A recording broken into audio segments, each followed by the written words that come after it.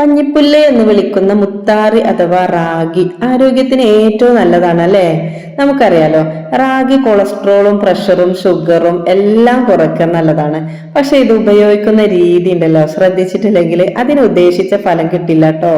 ഇതിൽ വിറ്റാമിനും മിനറൽസും കാൽസ്യവും പൊട്ടാസ്യവും അടങ്ങിയിട്ടുണ്ട്.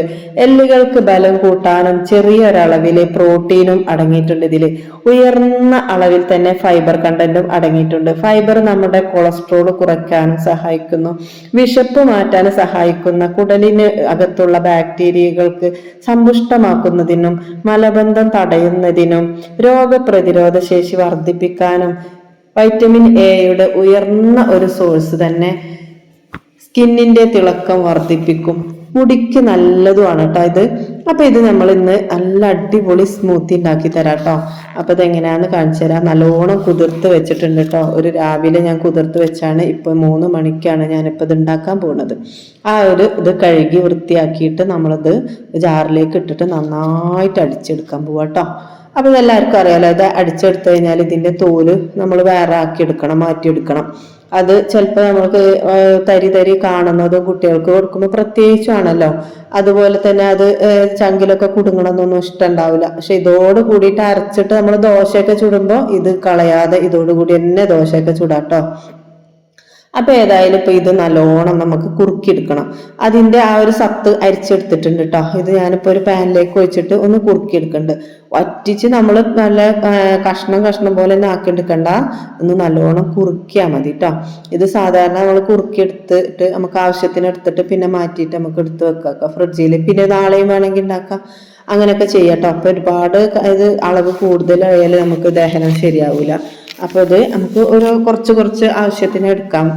അപ്പൊ നമ്മൾ സ്മൂത്തി ഉണ്ടാക്കാൻ പോകട്ടെ. അപ്പൊ ഞാനിവിടെ ഒരു 4-5 ടേബിൾ സ്പൂൺ ആണ് ഇപ്പൊ ഇതിന്ന് എടുക്കുന്നത്. ഇപ്പൊ അത് ആവശ്യത്തിന് വേണ്ടിയിട്ട് എടുക്കണുള്ളൂ, ബാക്കി നമുക്ക് എടുത്തേക്കാന്ന് പറഞ്ഞല്ലോ. അപ്പൊ ഇത് നമ്മള് സ്മൂത്തി ഉണ്ടാക്കാൻ വേണ്ടിയിട്ട് ജാറിലേക്ക് എടുത്തിട്ടുണ്ട്. അതിലേക്ക് 2 ചെറുപഴമാണ് ഞാൻ ഇട്ട് കൊടുക്കുന്നത് മധുരത്തിന് കേട്ടോ.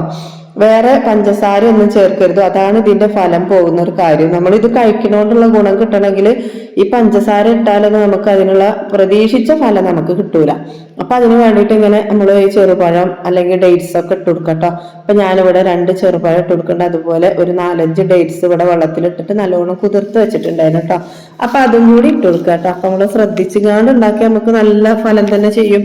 പിന്നെ നമുക്ക് നല്ലൊരു ഫ്ലേവർ കിട്ടാൻ വേണ്ടിയിട്ട് ഏലക്ക ചേർത്ത് കൊടുക്കുന്നുണ്ട്. പാലും ഒഴിക്കുന്നുണ്ട് കേട്ടോ. നന്നായിട്ട് നമുക്ക് മിക്സിയിൽ അടിച്ചെടുക്കാം. അടിച്ചെടുത്തിട്ട് കൊണ്ടുവരാം. അപ്പോൾ ഇതാ നമുക്ക് നന്നായിട്ട് നല്ല ഫൈനായിട്ട് അടിച്ച് കിട്ടിയിട്ടുണ്ട് കേട്ടോ. അപ്പോൾ ഇതിൽ നമുക്ക് കേട്ടോ നല്ല ഷാറായിട്ട് ഇത് ആദ്യം ഞാൻ ബൗളിലേക്ക് വെച്ചിട്ടുണ്ട്. നിങ്ങൾക്ക് ഒന്ന് നല്ലോണം കാണിച്ചു തരാം. ഇത് സ്പൂൺ കൊണ്ട് ഇളക്കിയിട്ട് ഞാനിപ്പോൾ ഇതിൻ്റെ എത്ര കട്ടി ഉണ്ടെന്നൊക്കെ കാണിച്ചു തരാം കേട്ടോ. കണ്ടോ, ഇപ്പം നല്ല ലൂസായിട്ട് തന്നെയാണ് ഞാൻ അടിച്ചെടുത്തിരുന്നത്. ഒരുപാട് കട്ടിയിലായാലും നമുക്ക് ഒരുപാട് വയറ് ഫുള്ളായിട്ട് ഇതുപോലെ ഉണ്ടാവും. വേണമെങ്കിൽ ഇതിൽ നമുക്ക് ഈ കറുത്ത കസകസ് ഉണ്ടല്ലോ, അത് പുതിർത്ത് വെച്ചിട്ട് അത് വേണമെങ്കിൽ ഇട്ട് കൊടുക്കട്ടെ. ഇഷ്ടമുള്ളവർ മാത്രം ചേർത്ത് കൊടുത്താൽ മതി. ഞാൻ ഇപ്പൊ കുറച്ച് അളവിൽ ഒരു ടേബിൾ സ്പൂണോളം ഒഴിച്ചു കൊടുത്തിട്ടുണ്ട് കേട്ടോ. അപ്പൊ ബാക്കിയൊക്കെ എല്ലാ സംഭവവും ബാക്കി വരുന്നത് എടുത്തിട്ട് നാളെ വീണ്ടും വെച്ചു കൊടുക്കാം.